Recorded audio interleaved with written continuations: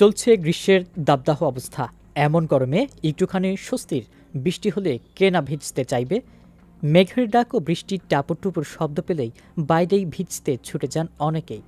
আর এমন মুহূর্তে যদি প্রিয়জন সঙ্গে থাকে তাহলে তো কথাই নেই।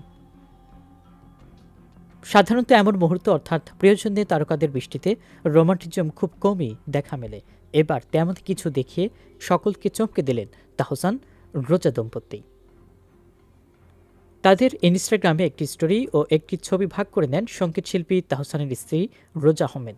দেখা যায় স্ত্রী রোজা আহমেদের কাঁধে হাত রেখে বৃষ্টিতে ভিজছেন তাহসান, হাঁটছেন একসঙ্গে। এই সময় তাহসানকে গুনগুনিয়ে গানও গাইতে শোনা যায়, আর তা উপভোগ করছিলেন রোজা।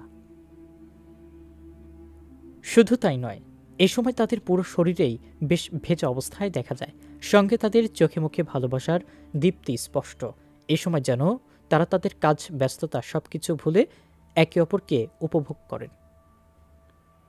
রোজার সেই ইনস্টাগ্রাম স্টোরিতে আরও দেখা যায় ভেজা অবস্থায় একটা ফুটপাতে হাতে হাত রেখে হাঁটছেন তারা, আর ব্যাকগ্রাউন্ডে বাজছে লানা ডেল রের গানের সুর।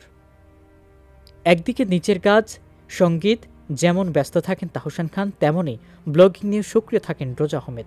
তবে এই দাম্পত্য সুখের হাওয়া বইছে, তার বলার বাকি রাখে না। তাই তো সুযোগ পেলেই কোয়ালিটি টাইম কাটাতে ব্যস্ত হয়ে পড়েন তারা দুজনেই।